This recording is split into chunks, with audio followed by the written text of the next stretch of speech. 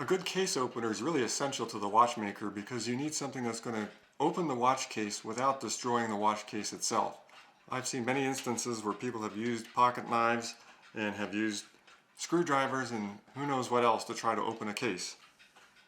Pocket knives can sometimes do a good job, but they're really not meant for that type of work, and it takes someone with skill to know how to do it right with a pocket knife. Otherwise you're going to really destroy the watch case. You can see the damage on this watch case where someone's used the wrong type of tools to try to open it, and it's really made a mess of things. It makes the case unsightly, and the customer wouldn't be too pleased with this.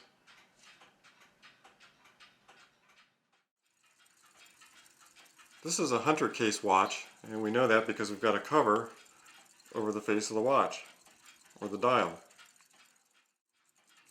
On the back side, we can see that there's like a little lip right here. Here you can see the lip right here. See how that comes up and separates a little bit? That's where you would put your case opener to open the case. So what we would do,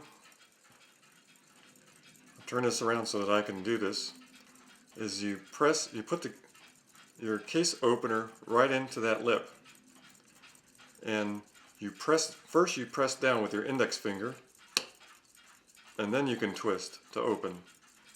And inside we've got a dome. So we've got this outer cover, which is also called a dust cover, to reveal an inner dome, so that we haven't gotten to our movement yet. We have to go one more step. And here you can see another lip.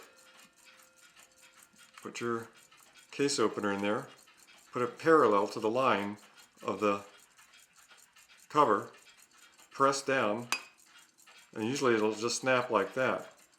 But always press down with your index finger to put pressure to keep your case opener into that groove so it doesn't slip out and scratch the case. Now we can open it up and we reveal the movement.